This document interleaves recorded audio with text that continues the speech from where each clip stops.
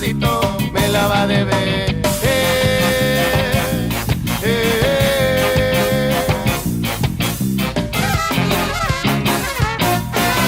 Porque yo soy indio, no debo de saberlo. Pasa a mi tierra, no debe de suceder.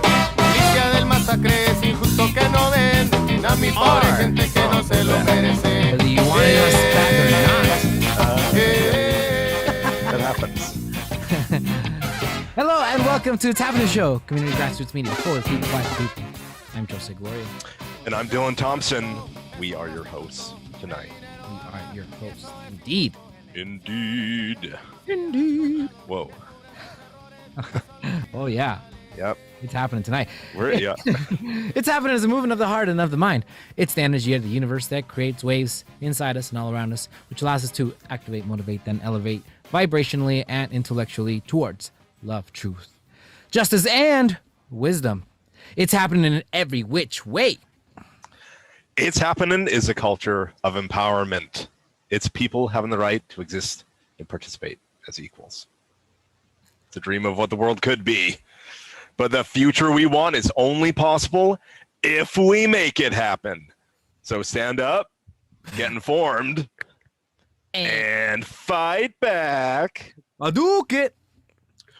Like that Canelo hook that breaks your face. Mm-hmm. Right. Keep talking that crack and get the F up out of here. All right. You could be anywhere in the world right now, but you're here with us, so we thank you. Because of you, It's happening. Woo! my iced tea. Whoa. It's happening. Whoa. Boom. Boom shakalaka. We're yeah. We're back after, I don't know. I think we went into hibernation for a little bit. I'm not sure. It's kind of a blur. I liked how you said it. We're back. Yeah. Very matter of fact. We are. And Yeah. we are. Just by the way, we're here again. I Yeah, know. it is a fact. Might have missed us. Check it. We're back. Something might have seemed off the last few Mondays. I know. Yeah. There's a couple people, good fans, super fans of the show that like reach out to me and be like, "Hey man, what's up? You gonna have a show?" What's going down? Yeah. I was like, man, I've been traveling. Just went to Mexico a little bit after I got vaccinated. I was vaccinated for a long time. Full vaxxed. There you go. Yeah. Yeah. So that, You're ready to. I felt like I was like flexing, right? I was just like, I was walking around. I was like, yeah, vaccinated. Like you feel all like, I'm not like, like I'm not it. Like in a game of tag, like I'm perpetually not it. You can't touch me. I got the invisibility cloak. Yeah. I'm wondering about that though, because like, how do you prove it? How do you prove I'll that? just take your word for it. It's gonna be a whole other status. We're like, yeah, I'm vaccinated. Huh. And it's like, if someone asks you for your papers, like it's gonna be a dark day when you have to show your vaccine papers. I know. Yeah, that's just sounds very like Gestapo like type of stuff. Yeah. Where are your papers? I was like, here it is. It's laminated. I pull it out, Yeah. Oh, this is weird. No, you gotta anyway. We gotta take a picture and then shrink it into size and be able to have it wallet size. Otherwise, it's just not gonna happen. No, but some places more on that later. Yeah, that's gonna be a whole show to talk about. The all sorts of questions around the vaccine and some businesses that are gonna in fact require you to have that and what that means for freedom, America. Yeah. The frogs. So here's another news, and let's not spend all time about it. But got engaged. Woo! What? Wow. There you go. Hello, Virginia. Congratulations. Thanks. Yeah. That's awesome, dude. I know. I'm stoked. It's going to be good. Heck yeah, man. I know it. I'm putting it out there. Manifesting. Manifest. Yeah. So speaking of manifest and magical, Disneyland is reopened, and speaking of a Gestapo, the mask police is like out in droves all over Disneyland. Like, they are not messing around. They'll go up to you, be like, "Excuse me, sir. Excuse me, you need to put your mask on." Yeah. Like, oh, Is it that- kind of like it's like at the museum when you point at paintings, like Oh yeah, and the docent's like, "Excuse me." They yeah. just appear out of nowhere. You're like, "Oh, yeah, yeah. Hey, hey, Come from you're like watching me this whole time." yeah, they blend into the background stuff. Like, Hmm. and all of a sudden, hey, excuse me, sir, you can't take a picture here. No flash photography. I was like, oh snap! All right. Yeah, they can see the itchy ones. They're like that guy. That guy has no class. They followed me. So they have no business being in here. They have no idea. yeah, I'm just a yokel that's like, I could have done that. I could have done that. And pointing. Yeah. You call this art? Yeah. Oh. Anyway, but yeah, I mean, so it sounds like you went perhaps to Disneyland. No, I did not, but I talked to Okay. people that went. I've been talking to people, and they're saying it's actually it's kind of nice because it's like there's not a lot of people there. So. Yeah, like less than 20 minutes for a ride. Like sounds awesome. Man, COVID, this is the best thing that's happened. Okay, yeah. Just keep that. Increases the quality of life. No, they're gonna open back up. They need that tourist money. So Yeah, they got to get only that. Ugh. I think 25% capacity, and only Southern California residents are able to go. Oh, for sure. Yeah. And kind of speaking on that, and looks like maybe just a month ago we were in a situation, maybe probably before that actually, we were in a situation where there's like too much supply, not enough demand. But now it seems like especially when I checked in Santa Ana, there's too much supply, not enough demand. So it seems like there's a good chunk of the adult population who has not made it a priority to get the vaccination yet. So yeah, it's curious, like how should we overcome that burden? I don't even think it's like that people necessarily disbelieve it or think it's dangerous or don't want to do it or whatever. They're just like don't like needles, they're lazy, they're not finding the time for it. But yeah, but then everything's going to open up again. And I thought that's what people wanted, like we've been kind of in Orange County, we've been at least acting like the pandemic hasn't been happening as much as other places, right? But when it comes down to finally closing the deal, people still are hesitant to get that shot. Yeah, a lot of young people, because Joe Rogan told them that's okay. It's like, man, I think Joe Rogan's show is important to society, but I also think he has wrong opinions about things, and that his comments around young people not getting vaccines was really, really dumb. Like, you not say that. I mean, yeah, are young people not going to die from it? More than likely they're not. But are they going to, spread it to other people that can, more easily with, with the vaccine, or, the vaccine at least helps to stop, the contagion and the spread. So it's the no-brainer, man. We got to get it done. But I mean, Republicans in big, percentages are not getting the vaccine. And, because of all the fake news that was being spread by their commander in tweet, who shall remain nameless. We talked about him enough over the past 3 years, damn it. But he, he's still making noise and has completely taken over the GOP and any kind of backbone or principles that it had. It's crazy. But yeah, the hesitancy is a problem. We need to address it. And the best way, and John Oliver did a great show on it, and and talked about it. It's like talking to people and letting them know, hey man, just get it.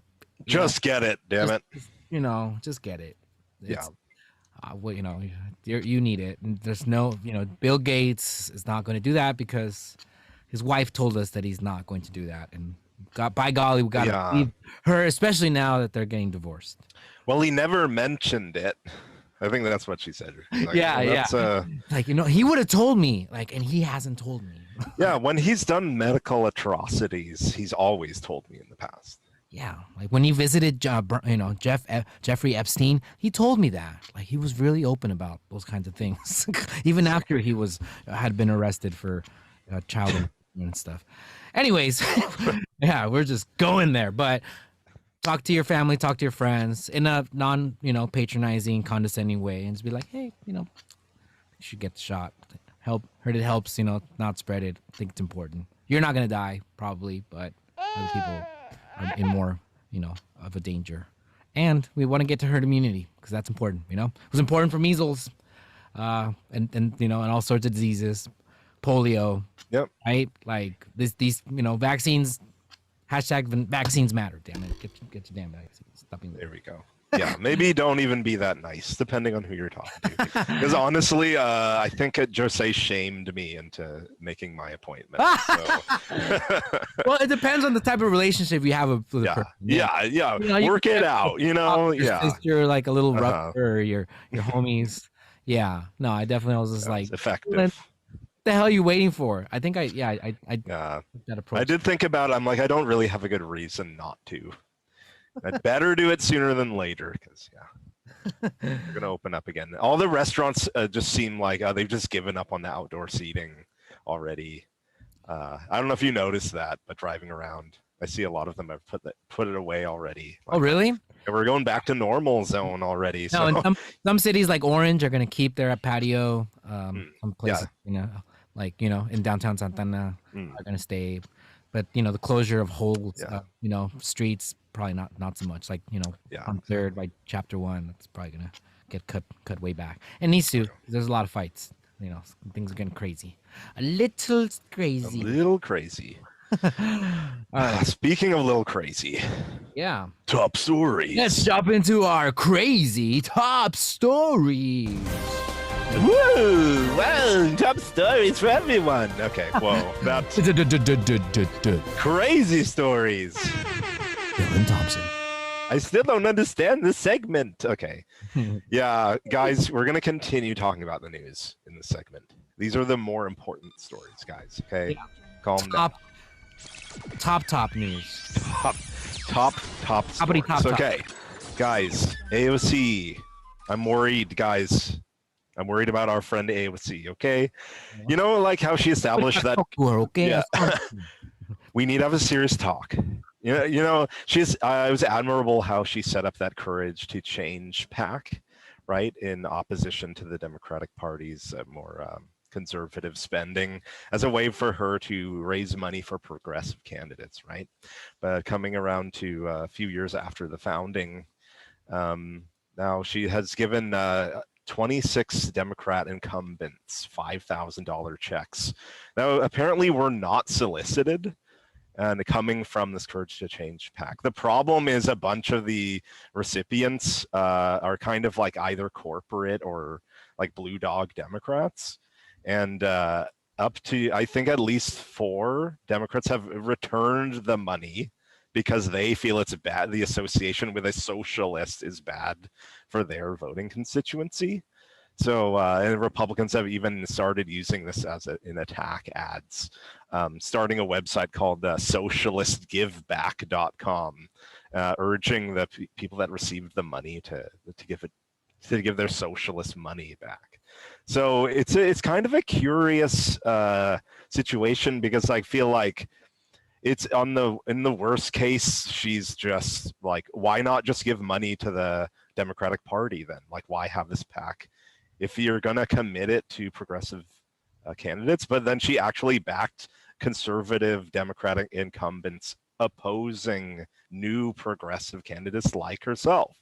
So it's kind of like, ooh, like she's trying to play politics or something. She's either being outright corrupted or trying to play some kind of smart politics, but it's all just playing into not the movement's favor. It might be good for her career. It might be better for her career, but I mean, yeah, worried.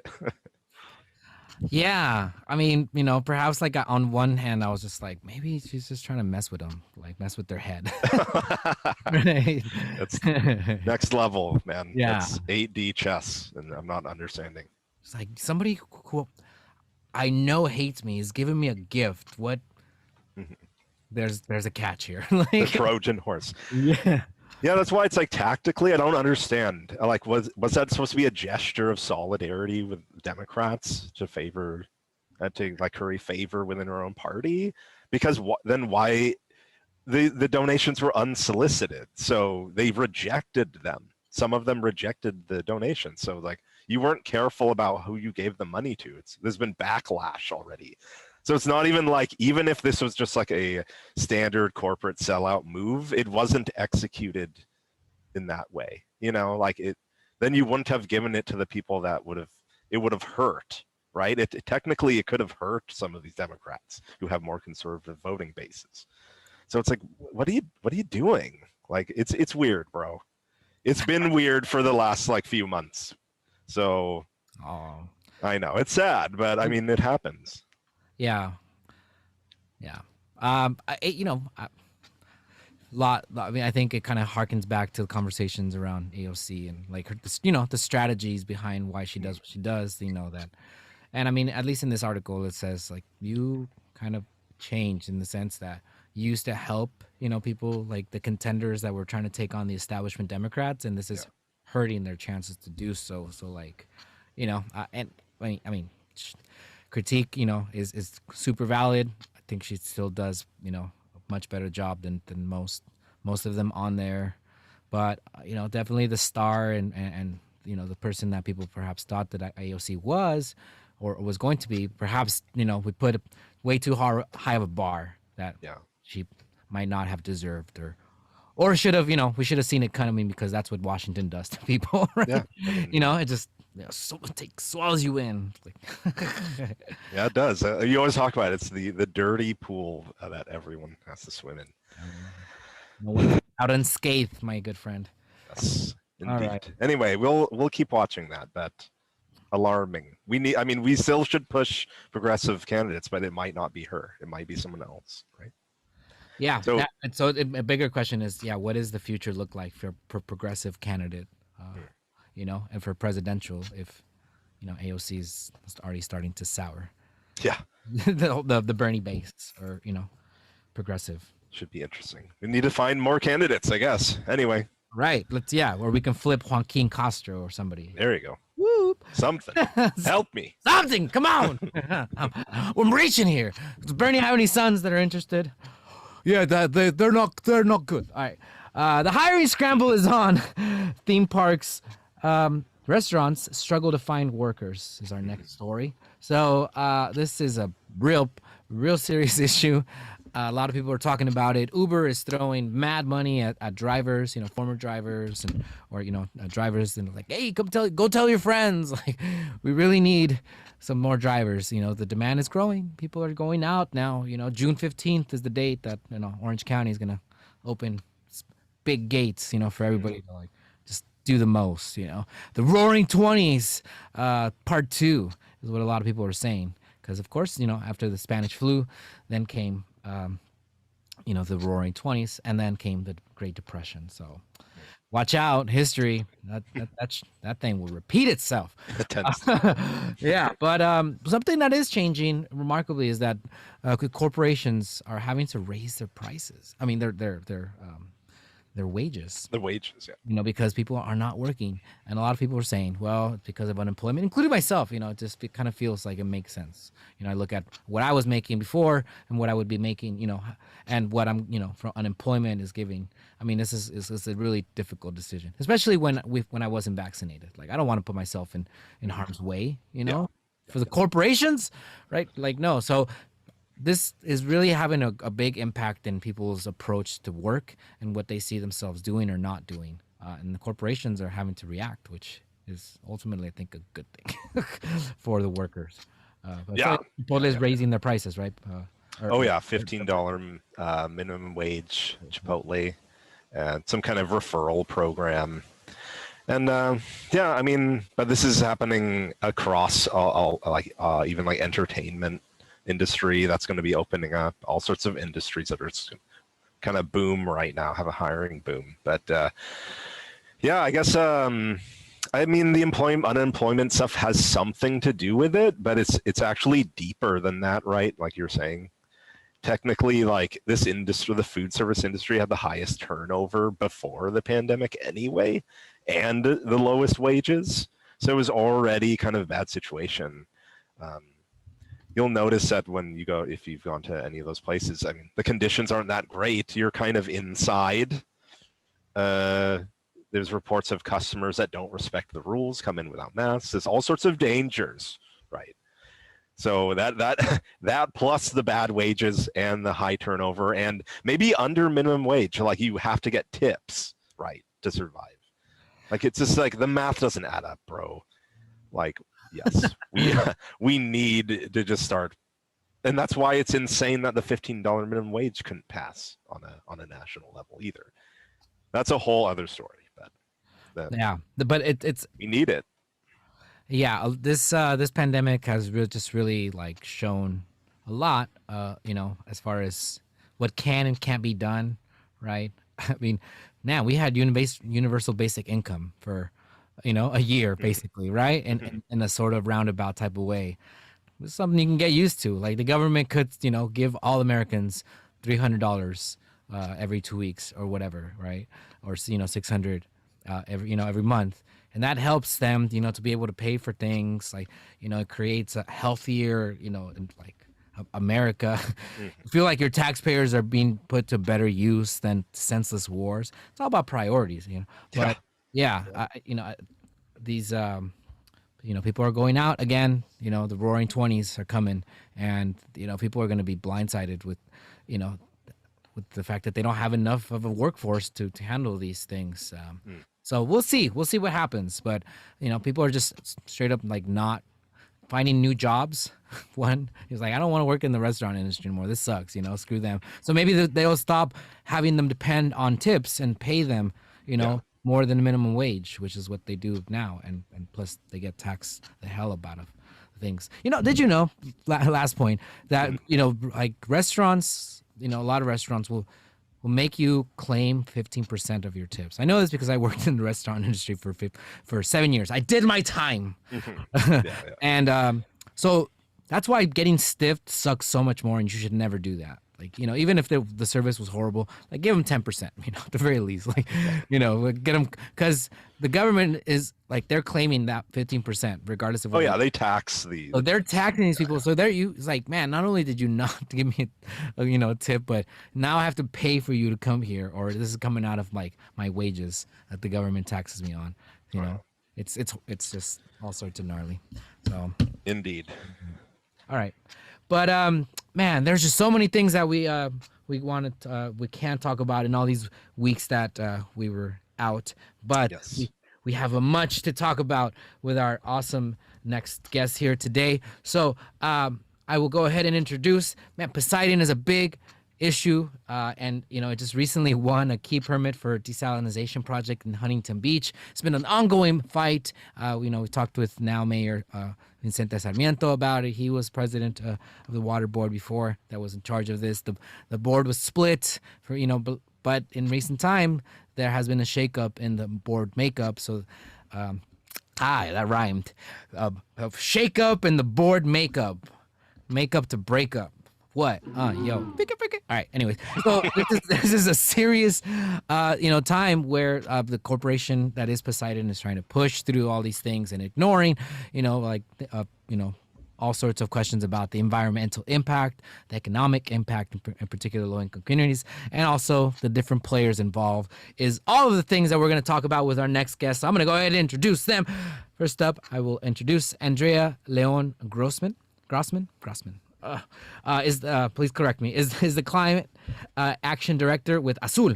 She works with the Latinx community to protect and conserve our coasts and oceans. Andrea has been fighting for immigrant rights, juvenile justice, animal rights, and of course environmental groups for nearly 2 decades. Born and raised in Mexico City, Andrea has lived in LA for 25 years. 2016, Andrea co-authored a book called Fracking, ¿Qué es y cómo evitar que acabe con México? Fracking, what is it and how to ensure it doesn't destroy Mexico? And that book is the foundation of Mexico's legal fight against oil corporation. So all sorts of magical stuff. Welcome to the show, Andrea. Hola, buenas noches. It's a pleasure to be with you tonight. Yeah. Welcome. Thank you. And Oscar Rodriguez, friend of the show. Woo woo. Yeah. This is might be your third, but for sure second time. Oscar Rodriguez is an asset manager for Orange County Housing Corporation who grew up in working-class Oakview neighborhood of Huntington Beach, Oakview Comunidad, in the house. In 2015, the activist co-founded the local grassroots group Oakview Comunidad, which seeks to preserve marginalized neighborhoods throughout the city. He is currently a planning commissioner in Huntington Beach. Welcome to the show, Commissioner Rodriguez. Gracias. Thank you, Jose, for having us back. And talking about Poseidon and the desalination plant that is going to affect all Orange County. So yeah, I appreciate you, sharing the informational, the wealth of information.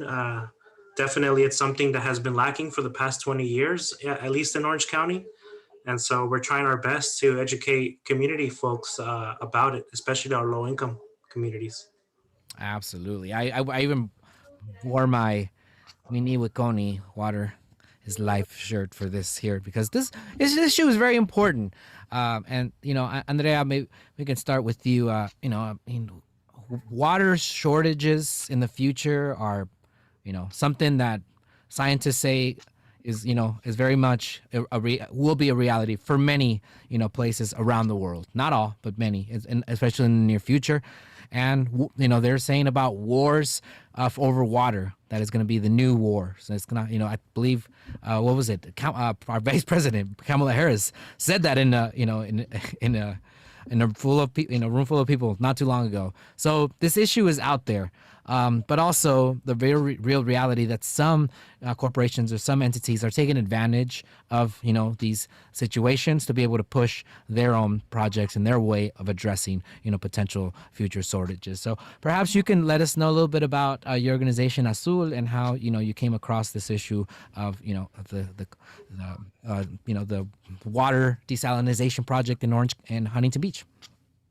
So Azul was actually founded 10 years ago. We just celebrated our 10th anniversary a few weeks ago, so that's really exciting. We saw the void in not only in the environmental justice realm, but also especially in the coastal realm.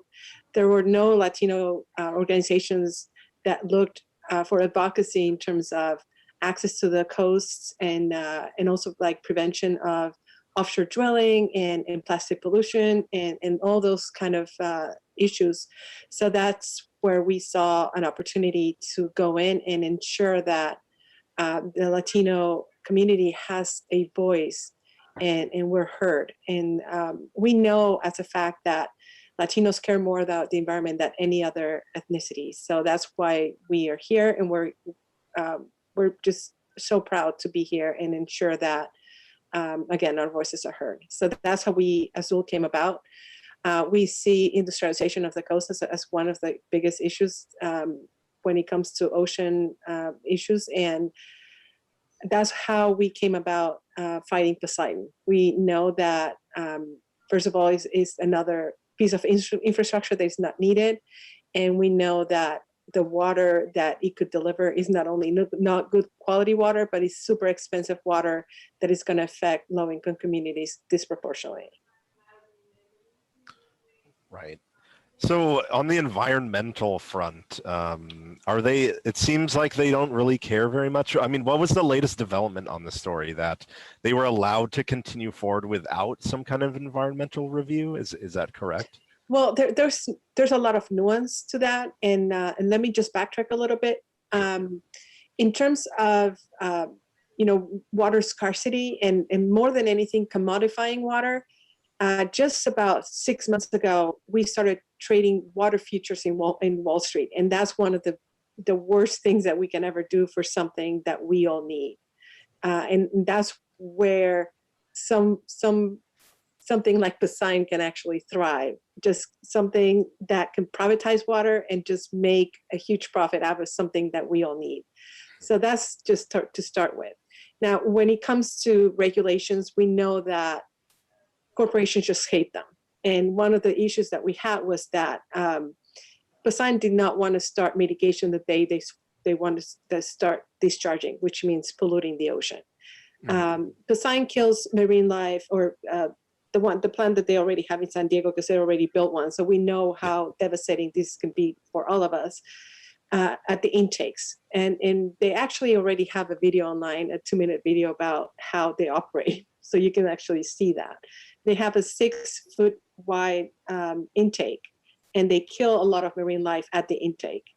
Then once they're done with all that water, they can only desalinate half of the water that they take. So the left half of that, which is basically 50 million gallons of water, is brine. It's toxic brine along with other chemicals that they dump back into the ocean.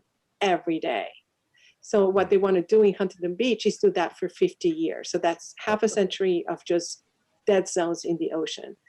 That brine is usually warm. So again, it's not just how toxic it is, but how warm it is in comparison to the temperature of the ocean.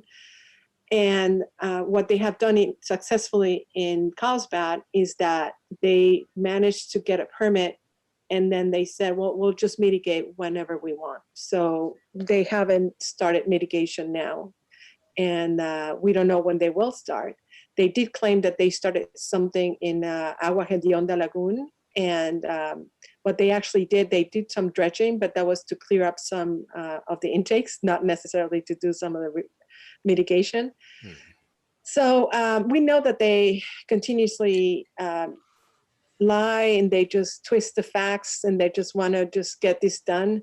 They hire an army of lobbyists. Last count we had, they have about 7 different lobbying firms and people. And again, I mean, who needs 7 lobbying firms to advocate for something? If something is that good for you, really, I mean, and we see it should that be also, easier to make the argument, right? And we see that also as an environmental injustice. I mean, low-income families cannot hire even half a lobbyist. So again, who's going to speak for the human right to water and for water affordability? Right now in the state of California, we have over $1 billion in water debt. People cannot afford their rent or even their electricity. They cannot even afford the water. So a project like that could just be so much more devastating.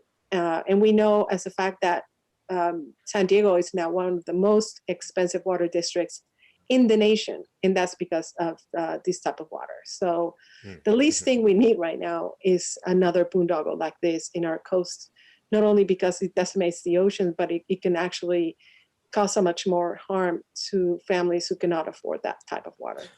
Okay, so well, let me play devil's advocate. So it pollutes a bit, and maybe it's a little expensive, but don't we need the water, Oscar?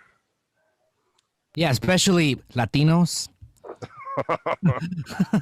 Yeah, go ahead. Yeah, that's what I heard. It's goes both ways. Like a lot of the times, that's what they're telling us is that we need the water, but the reality is that we consume a lot of water already as well. And one of the things that they don't talk about is that when you compare Orange County with San Diego, we have the groundwater replenishment system. It's one of the best in the world. We already expanded from 100 million gallons to 130 million gallons of recycled water.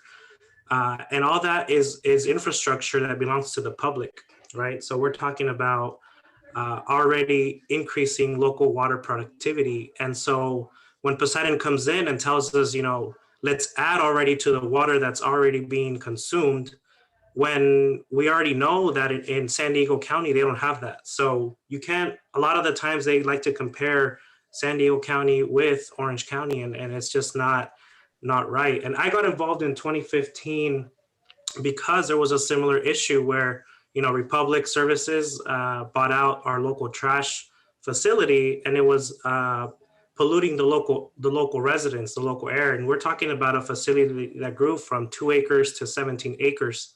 Right. So for-profit companies, at the end of the day, they don't have the best interest of our local community. And so what drew to me to Azul and some of the, the activities that they were doing is preservation of our ocean, preservation of our local advocacy, and also encouraging our youth to get involved. I remember we had a lobby day in Sacramento, and I was just baffled to seeing lobbyists from for-profit companies, Toyota, a lot of them. And so they're out there, at the same time, they're not hearing our voices. And so when I came back, I was like, we got to jump on this. Victor and I started organizing here, but it's been tough, because Poseidon has the resources. Poseidon has the ability to write a check to an organization, and at the same time, we don't.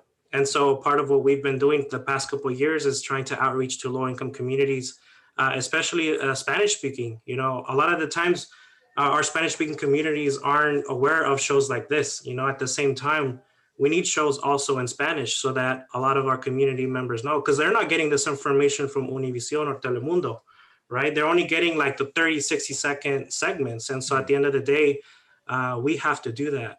It's us. It has to be us, the community. So that's why I got involved. We talk about organizations here locally that have been supporting this project for many years, but they don't have the ability to actually say why they want to pursue it. They at the end of the day, it's just a profit and a money-making machine for them. So I'm going to do whatever I can the next couple, months and years to increase that advocacy. And I hope that, a lot of community joins us and also our elected officials. Our elected officials haven't really said much about this facility. Why? I do not know. Actually, I may know. But at the end of the day, this facility is going to be, they actually decreased it from 50 years to 30 years, the contract, right? But at the end of the day, it's going to affect all of us. So it's not just a Huntington Beach issue. And I got involved because it's in Huntington Beach, right? When you think about it, it's an Orange County issue. Santa Ana and Anaheim, two of the largest cities with and highly dense neighborhoods, right? So, and also low income. So we don't talk about that. We don't talk about that. And politicians, elected officials don't like to talk about that either. So they're actually back to 50-year take or pay. So that's really concerning. And in terms of need, we don't need it. I mean, we have more than enough water right now, even in reserves, that even if we had 5 years of no water, not a drop of rain, especially in North Orange County, it will be fine with the amount of storage that we have.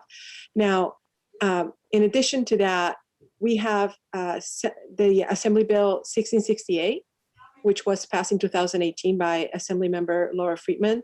When we had, after the last drought that was really, really severe, and they were anticipating having more droughts. And at this point, we cannot even call it a mega drought. This is climate change, and it's here, and it's now, and it's happening, and it will continue to happen.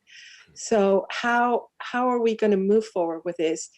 And she was really looking at the big picture, and that's why she came up with this bill. And we are already getting there in many ways, especially multifamily buildings. They're using already about 50 gallons per person per day. It's the big mansions that use, just a lot more water. And we really need to be thinking about how we're using our resources. And it's not just, the big mansions that have big lawns, and also how are we using our resources to, have all these water intensive crops in the desert. And a lot of those crops are not even staying here. I mean, California exports about 90% of all the almonds in the world. That is just, we're basically exporting our scarce water. It doesn't make any sense. Yeah. So we really need to have good leaders in Sacramento that have a really good spine and say, this is enough. We need to use our resources wisely and equitably. Man, those that you speak of are few and far in between. Also very hard to find. They just don't really come by very often. And it's kind of the conversation we were having, earlier, right, Dylan, as far as, just about how, the politics corrupt people, even well-meaning people, well-intentioned people. They go in there and they're like, we're going to change the world. And you're just like, oh, crap, I got to pay for re-election campaigns. And these things are damn expensive. And like, oh, look, there's a $20,000 check, that's going to go to this PAC that's going to support me and help me get reelected. And those things are important. And so there's so many things, to talk about, but we'll try to break it down a little bit. So, Oscar, you were mentioning about how, that this issue was something that, Latinos don't hear about. And you're just like, it's good that, we're bringing it up because people, this is not going to be on MSN, NBC or anything like that, especially, corporate run in the media, right? So, I mean, we should have a show called Está Pasando, and then we'll do it in Spanish, and we'll do this all over again. And Dylan will, just chime in over there. Oh, sí, muy bueno, or like. That's all I can say. Yeah, that's. Have it in the background. Está bien. Está bien. Muy bien. Yeah, but and so that's a legit point. Also, like, the lobbying situation is serious, right? So and the complicated thing here also is that environmental groups are at odds with unions when it comes down to it, because unions, and the usual building trades are kind of saying, like, we need jobs. And similar to the conversation around developments in cities, it's like, yeah, but those jobs aren't forever, and then afterwards the community gets gentrified or raises property values, and it really hurts us in the long run. It's like, yes, jobs are important for working class and women and Latinos, and insert your favorite identity politics here, and so this is a particular kind of issue is really kind of the way that it's being played out. Makes it a Latino issue. It's like makes it, the way that it's being framed, it's these elite, like Coastal elites, like, oh my God, this is like right wing, like, talking points. This is insane. And are going against Latinos, and it's pure NIMBYism. Yeah, like, we need it, and like, it's all sorts of crazy stuff like that. And I mean, an organization was created, that is going to be, that is, full of Latinos and stuff that are, supporting Poseidon. And I mean, it just, to me, it looks very similar to what is happening in Anaheim with Anaheim First and that nonprofit, right? And the way that entities create these, groups that are in fact like astroturfing, the support for it, and really making it about identity politics. So it makes me sad and frustrates me. And there was an article, last thing is, by Vern, which the title is a bit problematic, but he definitely could use different language. But I think the frustration is, kind of what he's trying to relay with, the shock value behind, the title of it. And, it's like, this is a problem when, these corporations are coming into communities and not, saying, like, whatever with mitigation, we don't care about these brine or whatever. Like, we just came here to make money. And give these, groups, jobs in the meantime, but then it's money for the next 50 years. Give me something that people that don't need, because, as you mentioned very well, Andrea, there's better ways, and to do it, and also ones that aren't heavy, like energy intensive, that takes so much energy in a moment where we're trying to lower carbon emissions and our energy use. Like, this energy is coming from somewhere. It's going from coal, it's coming from oil. It's getting to the bottom line. Like, we need to use less water because there's a law that passed, and we need to be better at the carbon emission situation, and we need to not let us be bamboozled by these talking points, being used, especially when, as your group is also Latinos that are advocating against it, right? So it's like, who do you believe, right? But the last, the question I guess I'll pose to y'all is, like, what happened recently with the board makeup? Because y'all been fighting this issue for many years, and had a good, run at, like, stopping them from getting it passed, right? Because of, the environmental impact. But now it seems the board has changed because of appointments and stuff. So can you, either one of you kind of explain a little bit about that and how it's, changed to the point that this approval was passed recently, and what does that mean for the completion of this project? This was just one of the steps that they needed to complete. There's still a few more. We had a really good board member who was not an environmentalist. He is an engineer, and he has his own company. And all he did was just ask common sense questions. Do we need this plant? Does it need to be this big? Does it need to be here? He was asking water agencies that will buy this water, why don't you have an agreement already? If this is such a good thing, why haven't you signed on the dotted line? He could not get straight answers from anyone. Because Poseidon has such powerful lobbyists, they managed to get him off the board as soon as his term was up. And then someone else was appointed to that position. So, so basically, because he was a critic, he was removed by the administration, and we kind of knew where this was going. There's been a lot of media coverage about the illegal conversations from the administration with the board members. There's different rules for different commissions and boards. With the Coastal Commission, you can have an ex parte, you can have a conversation with any of the boards. They just have to document it and basically say, you know, I had a conversation with Dylan about Poseidon or about, you know, whatever conversation you want to have. They just have to disclose it within 10 days. And that's most of the cases with a lot of the commissioners. With the Regional Water Board, you cannot, I cannot just call a member right now and talk about, you know, whatever I want, especially a pending matter. But the administration did do that, and they did not disclose anything until PRAs were filed, not only by Coastkeepers, but also by the LA Times. Mm. So The Newsom administration. correct. So when that, and there were actually, we found out that those conversations actually happened right before one of the hearings that we had last year. And I think if you kind of follow the way that things happen, it was like, okay, the vote was almost going to happen. So again, knowing all the players and who was having dinner at the French Laundry and all that stuff, is like, okay, so you know, It was one dinner, okay?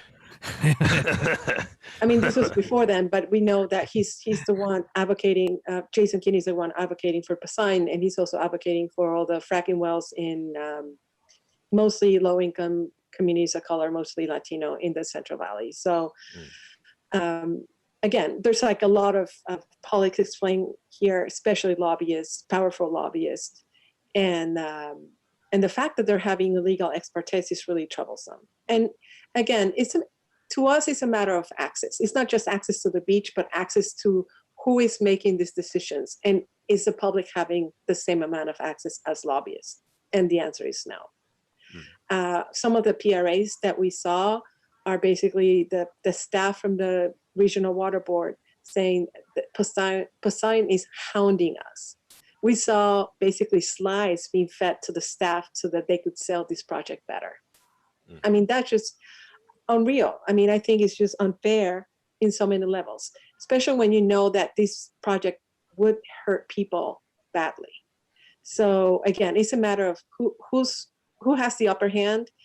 We know that when the pandemic struck and we had the first lockdown, the Brown Act was gutted.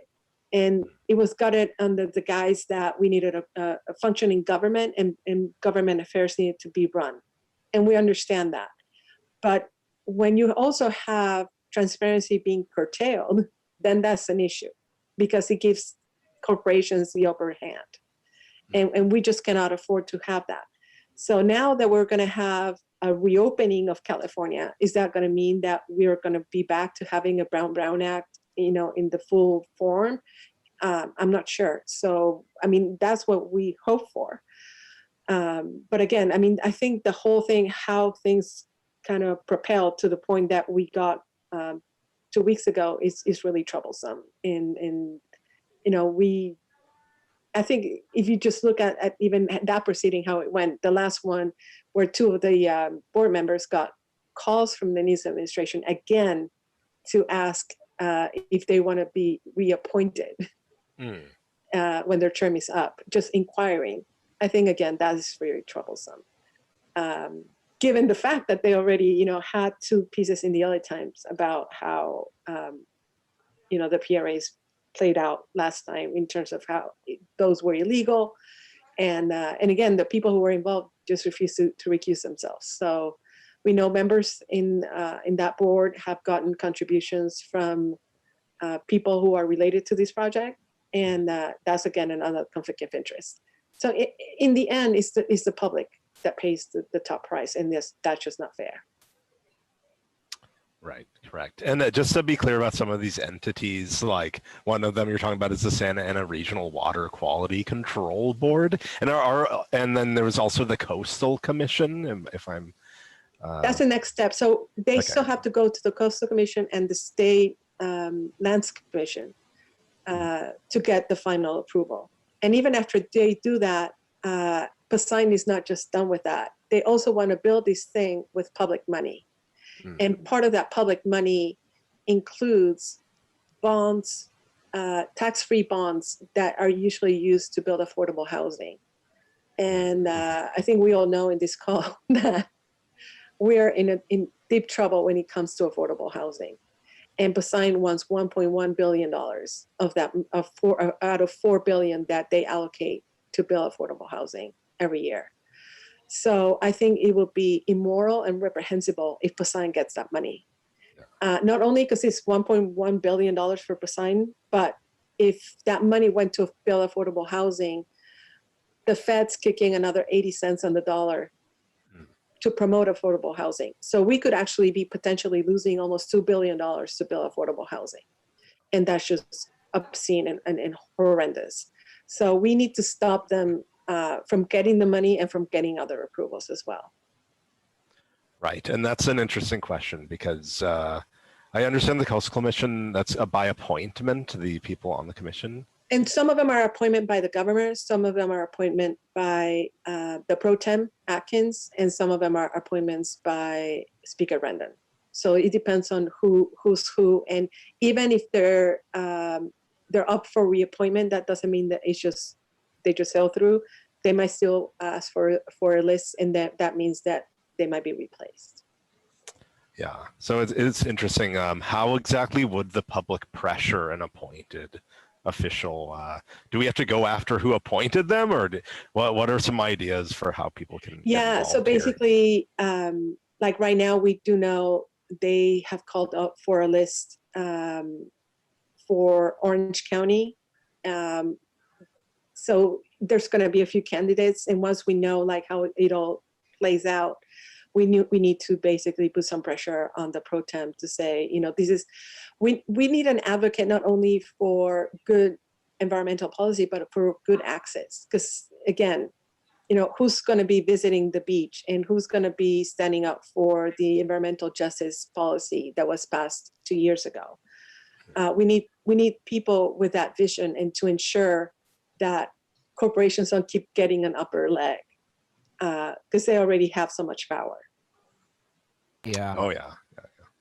And Oscar, you ran for office, so you did an amazing job.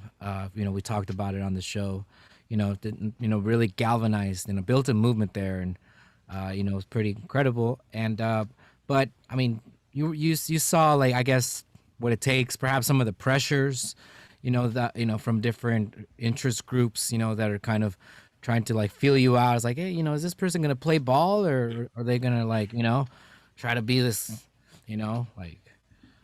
non-corruptible person, ooh, look at me, I'm so cool.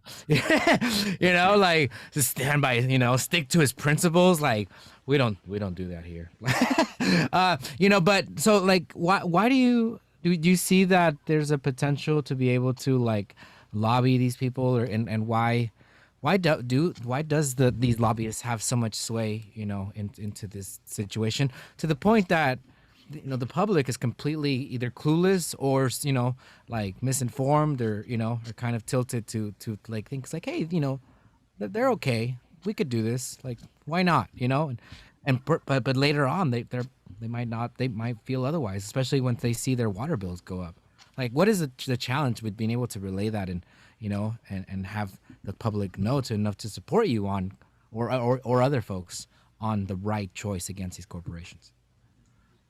Yeah, so based on my experience of when I was running for city council in Huntington Beach, many people, even in Huntington Beach, didn't know about the facility, right? The proposed facility. And mind you that this facility is going to be built right next to the AES power plant, which is on Newland Street on PCH. I don't know if you've seen two large towers that, kind of stick out like a sore thumb. It's nice and beautiful. And then you see these two towers, and it's an energy producing facility.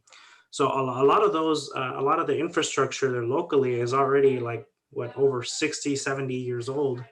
And that's what Poseidon is planning to use for their intakes. So old infrastructure, but this goes back to, like, to answer your question, this goes back to 2001 to early 2000s when this facility was being proposed. You're already talking more than 20 years of advocacy and influence that Poseidon has had, right? And not only that, but when you think about when the meetings happen, like the Regional Water Board, the Coastal Commission, like, it's so many meetings that a lot of people just lose interest in even following it, right? And Poseidon and their group of lobbyists, like Andrea has mentioned, uses that to their advantage. And not only that, but you did mention earlier, city of Santa Ana, just like other cities, they send people to the Orange County Water Board as representatives, right? So like Anaheim used to have Jordan Bradman, right? Well, Jordan Bradman isn't coming back with information to the local residents about getting involved or like what they could do to possibly support or oppose this project, right? So at the end of the day, like, we're stuck. And so that's kind of like what I felt when I was running for city council. It was one of my platforms when one of my platforms for opposing the project, because even though at the city level we wouldn't have much say, because it's a lot of it was passed in the early 2000s. The city council and the planning commission approved it, or supported it. And so at this point, it's like, okay, well, let's get the information out there now so that our community members can go and participate in these meetings. And we're seeing that, Poseidon is being proactive. They're not only reaching out to Latino communities, but Latino organizations, Latino churches. I've seen Golden West College put on their, they have the jumbotrons or the advertisements, Poseidon water. So they're putting little, pockets of money here and there. And that's pretty much what we're trying to do, is educate folks on how to get involved and how to participate in the meetings. The meetings, Andrea has fought and Azul have fought for them to be in Spanish. And so a lot of and that's also, we talk about the language barrier. We talk about the technological barrier right now. There were a lot of this is happening through Zoom. The meetings are happening through Zoom. And then the day of the event or the day of the board meetings, they're usually held in faraway areas. So like before, it used to be in Huntington Beach.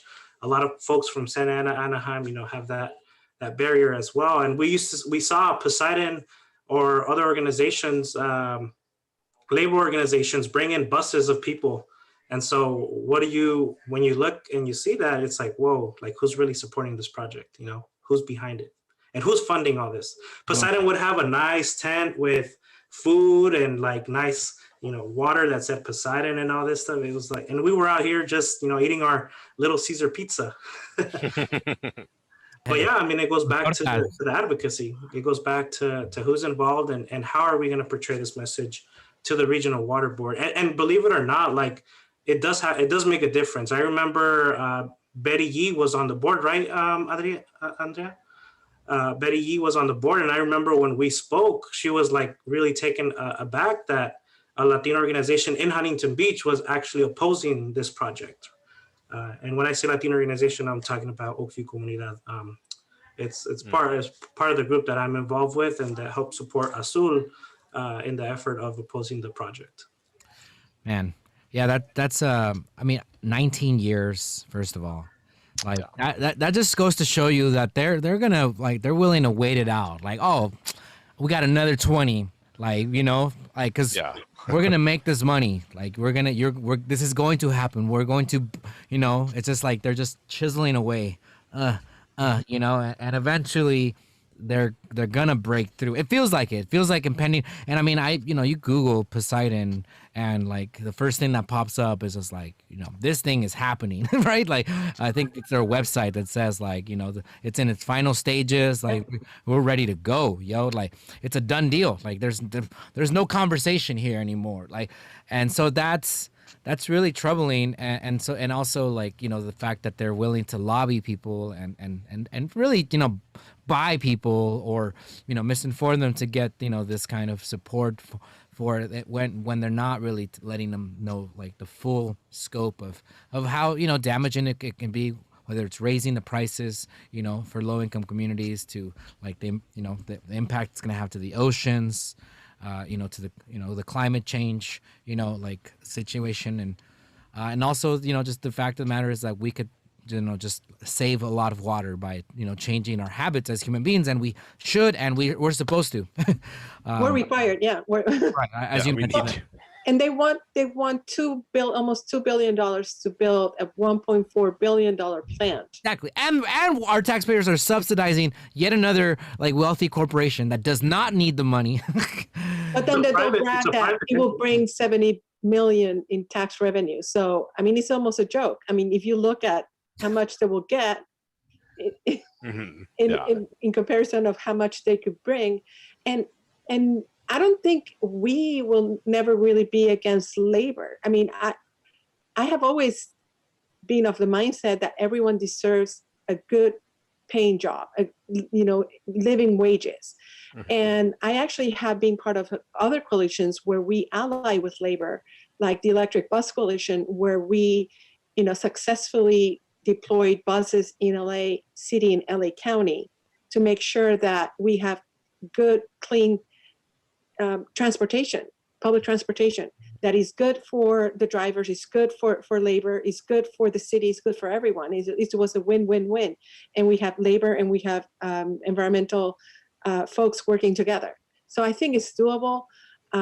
We still need labor to make sure that we comply with efficiency.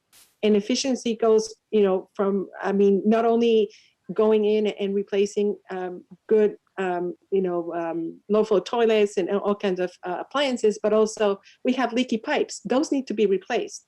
And that needs to be done by labor. So when you look at the infrastructure of homes and apartments, a lot of them are over 50, 60 years old, more. So, conservation, preservation, and making sure that, like Andrea said, good paying jobs, and that we support our labor community. You know what it reminds me of? It reminds me of the World Cup, right? FIFA. Like when they go into a country and it's like, hey, you're gonna get all these jobs, all these tourists are gonna come, and like, okay, yeah, let's do this, and all this money, is given to them, and then and then after like they're gone, then you're left with like the environmental or economic or human impact that these kinds of projects by wealthy corporations have on the community after it's said and done. And at the end of the 50 year, they basically want to have it handed over to the state to decommission. So we would get stuck with that too. It'd become our burden to get rid of it as well. Wow. So we subsidize it and we'll sunset it. Amazing. I'm telling you, these fools are, they pay like a lot of lawyers and people top dollar to be able to like figure all these things out. And meanwhile, y'all are like the little engine that could, not, to knock your hustle and your game, because it's incredible, but at the same time, like, you don't, it's really like a David versus Goliath kind of situation, right? And it's unfortunate too that, just alliances that perhaps we can rely on in other fights are not there, for various reasons, which, just also creates like a challenging situation. It's like,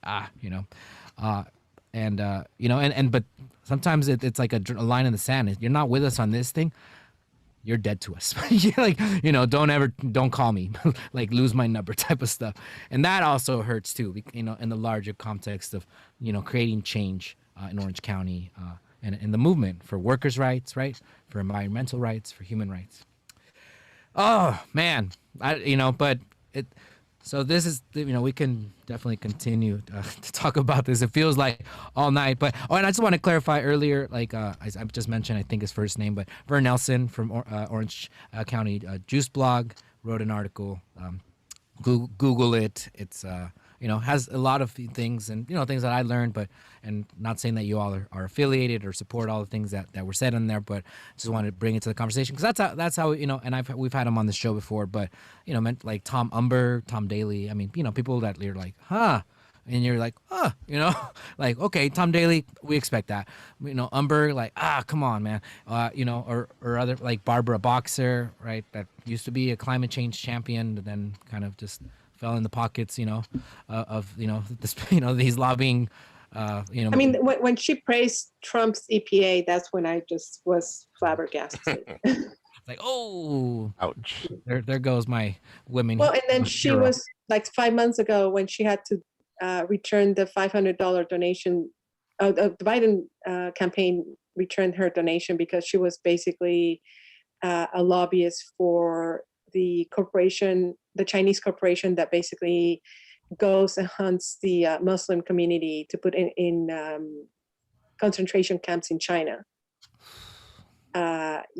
So to harvest their organs, basically. So if she doesn't care about human rights, why would she care about the human right to water? Yeah, all my heroes let me down. And then she said she only did it for the jobs. And again, I'm like, would you want to? I mean, I don't understand. I mean, spying on people so that you can put them in concentration camps, I don't think that's a job. I don't know. Worth doing. Yeah.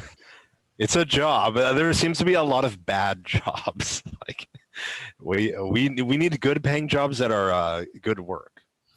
Yeah.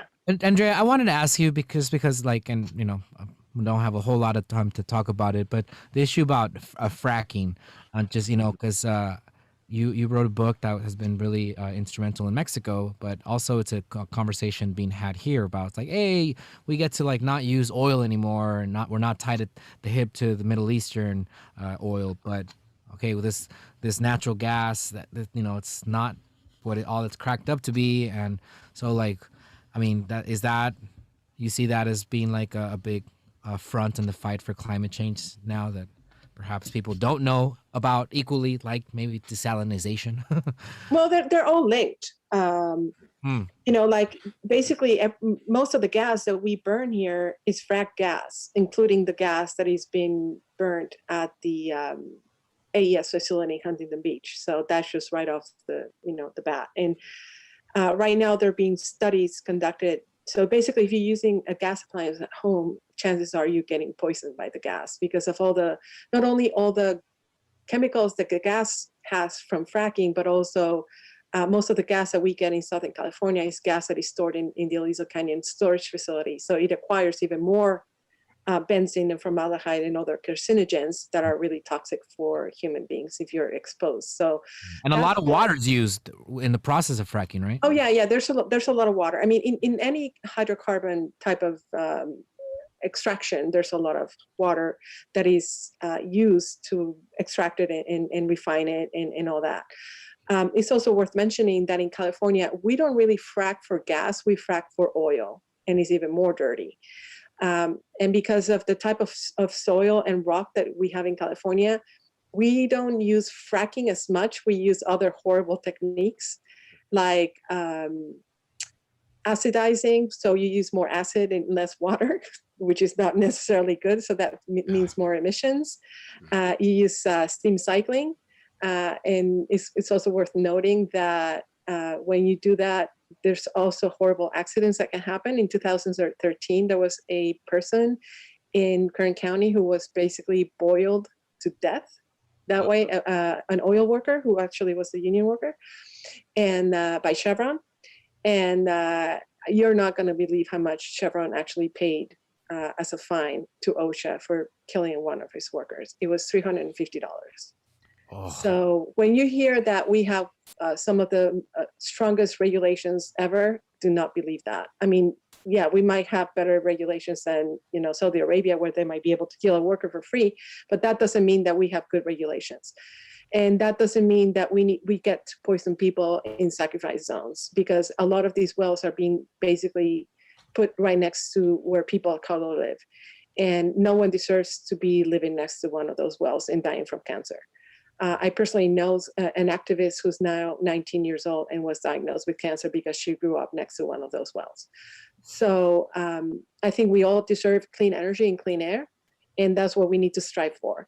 Having said that, that doesn't mean that all clean energy comes without some controversy, but we always have to strive to source whatever energy we can as responsible as we can. And that's also why efficiency is key. I think that the cheapest gallon of water is the one we don't have to source, and the cheapest kilowatt is the one that we don't have to produce. And efficiency is key, whether it's water or whether it's energy. So again, I think if we really put our hearts and our minds, and we have good leadership, we can get there, and we can have ample sources for everyone and resources for everyone. In an equitable way. And that was part of my campaign with the Electric Bus Coalition. It was deploying clean buses, especially first deploying them in communities of color that have been overburdened with pollution.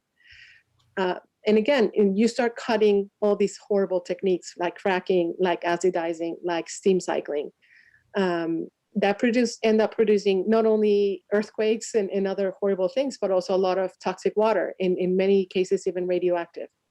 A fun fact is that in the Central Valley right now, we're even reusing some of that toxic water to irrigate our crops. And just think about that in terms of equity. Not only the exposure to the farm workers who have to basically go pick those crops, but also us who end up, consuming those crops. And even organic crops, because there's no regulations for water in terms of organic crops. So right now there's a proposal to actually increase the amount of crops that we irrigate with that type of water. And I don't think that's right. And I think that's why we really need to be using our resources wisely. That's right. And that's why we need really strong leaders, from local leaders to Sacramento to DC. Well, all I know, Andrea, is that you're anti-business, anti-union, sustainable water practices, anti-future. I'm just kidding. That's the only way we can live. I mean, if we want to, that's what people would say, right? Like about a lot of the things that you're saying, but really, what you're saying is like, no, like we can't like eat our foot in order to like, keep surviving, or yeah, we have to think outside the box, right? But it's doable. I mean, I know right now, if we wanted to switch to 100% renewable energy, we could. Yeah, it's a challenge, the logistical way, of it, but also like I think the biggest problem is willpower. We don't have that. We don't have that in political power. Yeah. Political will. Yeah. Political will. Yeah. Though, I mean, but also like, collective, societal willpower in order to like, attend meetings, get, like learn, and advocate like but at the same time, I see that, but I also seen, through my advocacy, from going as a volunteer to prison, visit the inmates, and even now I see families who have 2 or 3 jobs. How can you get involved? And even like me right now, I know that there's meetings happening even as we speak right now that I cannot attend because I'm here right now. And even if I wasn't here, there's another meeting happening somewhere else. And there's just no way you can be involved in everything. So I think to each, their own passion, but we do need to get, progressively towards something that is more equitable for everyone and better to survive and thrive, not to, go backwards. And in the end, climate change is going to get everyone. Right now it's getting the poorest and those who have lived in sacrifice zones. Eventually it's going to get us all. Oh yeah, it's gonna get the the Newport and Huntington Beach like front waterfront homes. I already saw how they're having problems with like the caving of like the sand and how expensive it is for them to replace that. Oh, it's coming, baby. This climate change is gonna affect everybody, like you said. But not everybody, of course. There's plans to populate Mars. I know Tesla. Like Elon Musk will be fine. Is gonna and his clones. Save us, okay? He's gonna save us.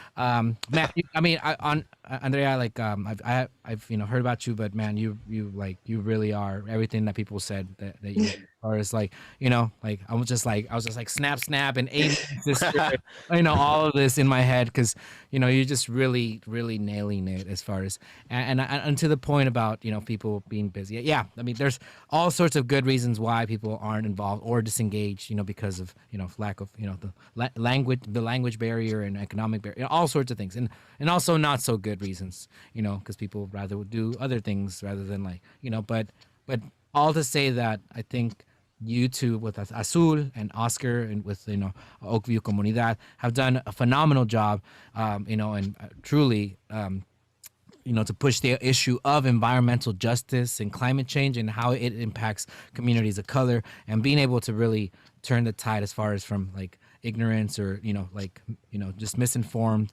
folks or disengaged, to really engaging people, educating people in their language, and letting them know how these issues impact them primarily. So I want to give y'all the chance to kind of do final comments. Andrea, I feel like you did your final comments in the last little chunk that you did, but Oscar, I wanted to kind of give you a word, because I mean, you're planning Commissioner Rodriguez. I believe you told me specifically last time I saw you that that's how you wanted to be referred to as. No, I didn't. Sorry, Commissioner. Just kidding.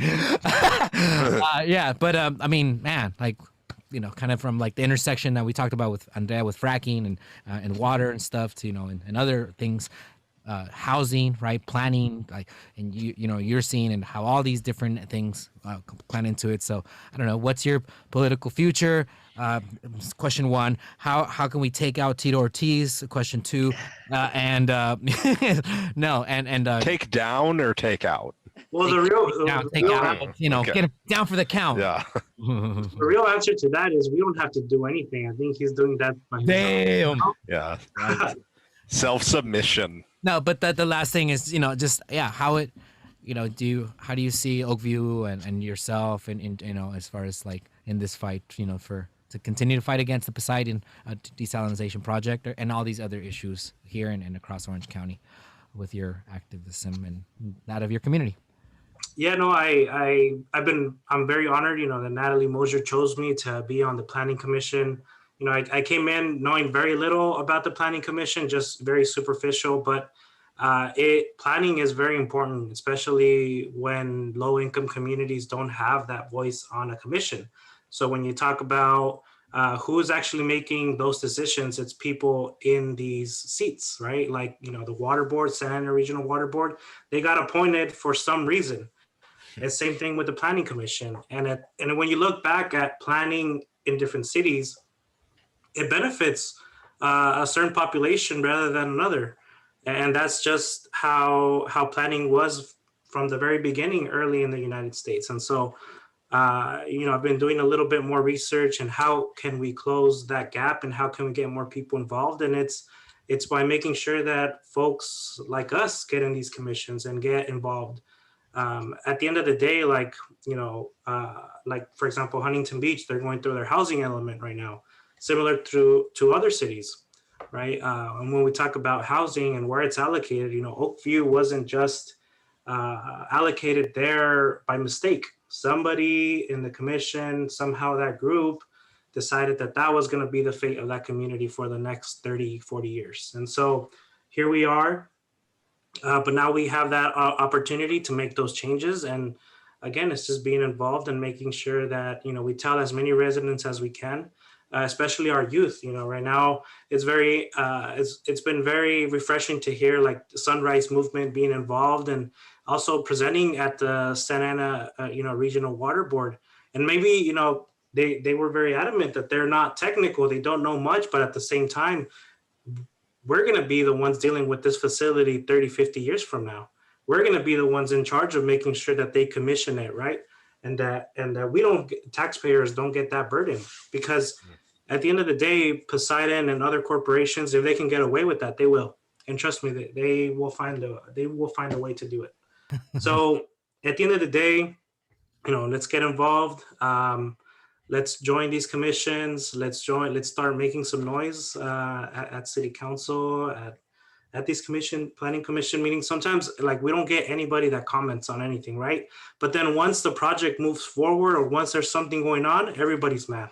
So my goal is to not get to that point, right? Is that we inform people like, hey, there's this project coming up, come out, voice your concerns before, before the project moves forward. And same thing with Poseidon. We waited a couple decades before we started making some noise, and so right now we're trying to catch up and making sure that our community gets involved. And so we're gonna do whatever we can. Azul has been a very instrumental. Andrea, Adriana, and Marce have been very supportive, and I thank them for all they have done here locally, because I know that if it wasn't for them, it would be very tough for me to know the logistics and when meetings happen and everything. It's tough. But we're going to continue moving forward, and we're very accessible, and thank you to Jose and Dylan for having a show like this, that we can amplify, not just in Huntington Beach, but all Orange County. Absolutely. Yeah, and definitely share this all sorts of places and walls so people can have this important conversation to be able to, get the full scope from it if we had a really good conversation. Andrea, final comments and, perhaps how to get involved with Azul and this particular fight, but, all the other work that perhaps y'all would be doing or other groups are doing in order to, address environmental justice and climate change. Yeah, so we have a very active Facebook page, azul.org, DOTORG. So you have to spell it out to find us on Facebook, and same thing on Twitter and Instagram. Right now, we just released a new report on plastics and how they affect environmental justice communities. Because as I say, plastics is an environmental racism issue, from extraction to how they get refined, to how they get pushed into our communities. And then if you go to a landfill or an incinerator, again, all those are near communities of color. So we need to stop plastic pollution, and we need to start at the source. So we need to stop plastics altogether and embrace a regenerative type of economy. So we have this new report in partnership with the United Nations program. So that's amazing that we just released that just last week. So it just came online last week. We have chapters of Latinos Marinos that we're starting everywhere. Like Oscar said, we have Lobby Day every year in Sacramento, where we partner with folks. This year had to be virtual because of the pandemic. We hope we can do it again in person next year. The last one that we had in person, we had 92 Latinos Marinos, which was really, really exciting. And we just went to the Latino caucus offices. So basically every legislator who's Latino, we just hit them up and told them why we care about the ocean, the coast, and anything else our folks wanted to talk about. And like they say, if you're not sitting at the table, you're at the menu. So we have been sitting, we've been on the menu for far too long, and the time has come to sit at the table. And we look forward to having, most people follow us on our social media and engaging with them. Yeah. Awesome. Man. Oh, one final question, Andrea, is are you hopeful about this new report that that bacteria has been discovered that can eat certain types of plastics that were not able to be dissolved by bacteria? Not really. The amount of bacteria that you will need to consume all that plastic that has already been, tossed around the ocean and in landfills and everywhere, it's really hard. And in Mexico City, for instance, now they're trying to build roads out of plastics. And those are also more false solutions because that incentivizes more plastics production. So we really need to cut plastics at the source. And that's also why they keep just, inventing new sources of just false solutions on how to, deal with plastic waste and same thing with carbon capture and sequestration to, just push more fracking. we just need to cut it at the source. We really need to start a new economy, a green economy that is more equitable for all. A Green New Deal that is truly green and that puts people of color at the center and indigenous communities at the center. Yeah, snap yet again. Touche. Yeah, we'll have to bring you back on, Andrea, so we could talk more about plastics. Cause It will be my pleasure. yeah, and Oscar will have to bring you back on to talk about 2022, babe. No, yeah. Woo! Hey, let's do it. It's happening. All right. Oscar for HB, part deuce. Yeah, man. So thank you once again, Andrea Leon, and how do you pronounce your last name? The second part? Grossman. Andrea Leon-Grossmann from Azul, and Oscar Rodriguez from Oakview Comunidad, and Planning Commissioner of HB. So thank you once again for being on the show. And, Thank you Thanks for having coming. me. All right. Thank you, Jose and Dylan. Yeah. Oh yeah. Woo. Good stuff. Learning a lot. Yeah, I know. I was like very excited, to have this conversation, and it did not disappoint. Yeah. Educated. Woo! Yeah, I feel so much smarter. Yeah. So like, are we screwed, Dylan? I think we're screwed. Well, we No. I got get lucky. I got a lot more hopeful about this conversation as it went on, but also you figure out, you see what you're up against, right? This $1 million profitable corporation. I think one thing that was mentioned was that they're not even from America. They're a foreign company that pushes this. So that's a problem. Well, Yeah, can we be at least exploited domestically? Please. Yeah, exploit locally. It's baby steps. We're trying to nationally. We're trying to bring it back a bit. Yeah, it's a challenge.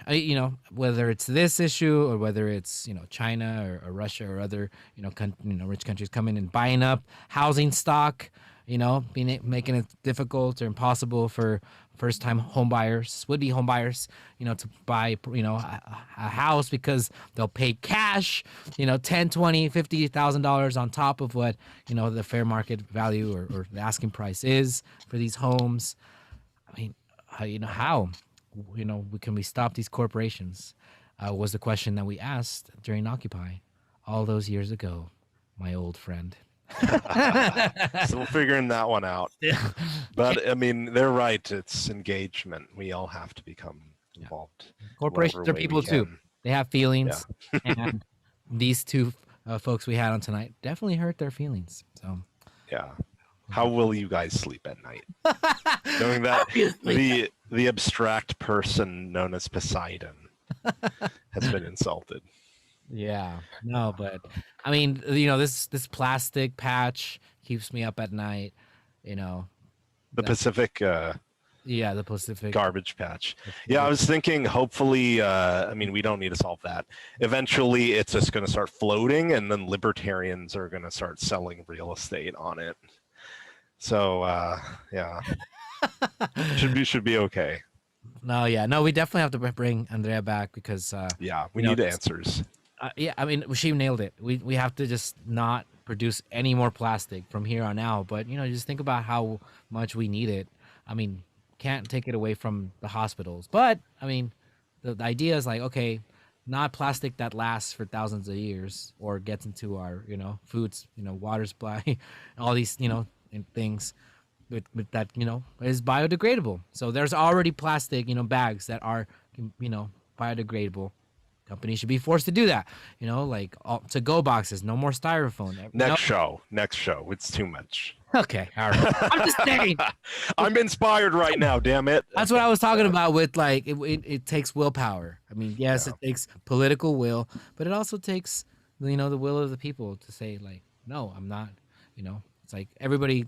Here's a challenge: don't throw away any of the plastic containers that you drink. Either water or Starbucks or whatever, and you keep that in your room for 2 months, and let me know how difficult it is for you to find a place to sleep or walk after that's done.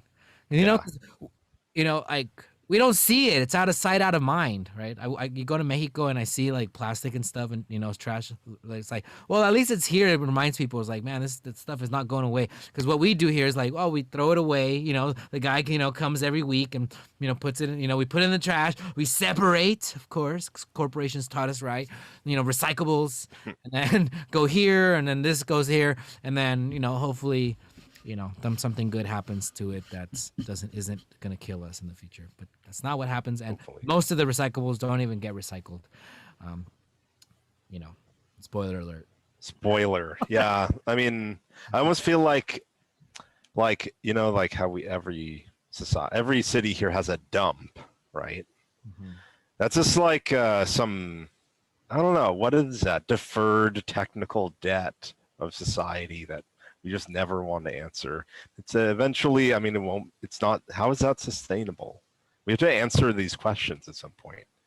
And you have to close the loop at some point, right? You can't just have a one-way system. That's called, it's not sustainable, right? Anyway.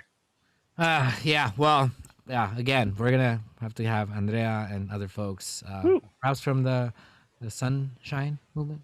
I always say sunrise. Sunrise. Is it sunrise or sunshine? See, I think sunrise. Sunrise. Can I guess? Yeah. But Yeah. So we'll have to have them on to talk about yeah, this particular issue and all sorts of issues, because this indeed. is what we're talking about. But also corruption and when your friends let you down and your heroes like Barbara Boxer. Gavin here. Just want to make sure And Gavin. that all California citizens have a crisp, refreshing glass of Poseidon water. Maybe that would help this little. I was like, frog in I his don't want throat. you to get recalled, but also you're pissing me off, Gavin. all right? Yes, watch out, Gavin. I'm right here. I'm headed up to here with your yeah. God, I'm sorry, guys, but please, you gotta help me. You gotta vote on the recall, all right? Tell all your friends. I'll make it up to you. Why is Gavin starting to turn into Krusty the Clown is what I want to know. Yeah, I don't know how to do the laugh. There you go. All right. Yeah. Good times. Final comments, Dylan Thompson. Oh yeah, good conversation. The fight continues, man. Poseidon's been pushing this for 20 years. We need to fight 20 years more, perhaps. Yes. Yeah, it may take that. Yeah, amen to that. And it takes a village. Yeah, that's what I was waiting for. Sorry, yeah, missed my cue there. Yeah, no, absolutely. Said all I needed to say. Again, great guests. Thank you to them again for just really getting the gears going, and everybody that's been on top of this issue in all these communities in Huntington Beach and throughout that really standing up. So watch the show, share this on your wall, and tell all your friends about these things, because this is an important issue, not going away anytime soon, and we got to show these corporations that we got some people power. Power in your corner now. Oh, Mr. Aladdin. You got rid of me, you little suckers. We're gonna get Poseidon water. oh no! Yummy, Poseidon water in your Watch out! in Disneyland. You'll see. There has to be a connection somehow. Yeah. I think Poseidon was in the Hercules Disney film, so I think there is 3 degrees of connection there. So yeah, I would follow the money on that. See if follow the money on Hercules. See if he's connected. I saw a comment from I believe Gary that said was it Poseidon is trying to waterboard something. I forgot. It was really good. See what you did there. Yeah. That's what he did. Trying to waterboard the electeds or something like that. All right. Well, I mean, don't quit your day job. Damn it. Anyways, yeah, no, it's crazy, but these, they will be handled, and Poseidon, like the Greek god that he is a myth. Don't believe it. You heard it here first, folks. You heard it here, guys. Poseidon, guys. Hold on. Poseidon's not real. You heard it here first, guys. Hot take. All right. I want to thank audio video engineer Edgar Silva for being an awesome audio video engineer. Lion Media, Iron Lion Studios. Iron For Lion. all your Iron Lion needs. Rawr, much. I want to thank executive producer Yenny Diaz. Happens to be my fiance. Wow. Yeah. There we go. I was wondering who it was. He loves me. I was like, what at? Whoa. Woo, yeah, congratulations. Yeah, we made it official. She's no longer assistant or temporary interim executive. Yeah, we took it. No, fiance. Further, Executive fiance. professionally and in every which way. Yeah, Yes. professional executive fiance. Yeah, yes. Good times. Yeah, thank you, and thank you to everybody for tuning in, who shared. Please continue to share and let everybody know about this important issue. We will have to see about trying to get this out to Spanish speakers because that's an important topic. Yeah, you should translate live. Sideshow, está pasando. Yeah, está pasando. Está pasando. Huh? It's not pasando. Okay, I got it. That's how bad my Spanish is. Wow. It's happening. It just Yeah. doesn't have the same Está pasando. Yeah, we need a little more slang. something else. There's a lot that you really slanged out the English version, you know? Yeah, It's happening. There's like a Z in it. pasando. Okay, we should end the show. Let Edgar get that. All right. Yeah, thank you again for everybody. And we got a 200 show coming up. Extravaganza, baby. Coming. But I believe next week we'll have Alicia Rojas. Heck Local yeah. Activist, Nice. artivist, and we'll talk all things art and culture and the Nice. big issue that is the art walk in downtown Sacramento. So Interesting. it'll be good. So Good times. good times to be had, and for sure. From Dylan Thompson and Jose Gloria, all of us here, and it's happening. We are signing. It's happening.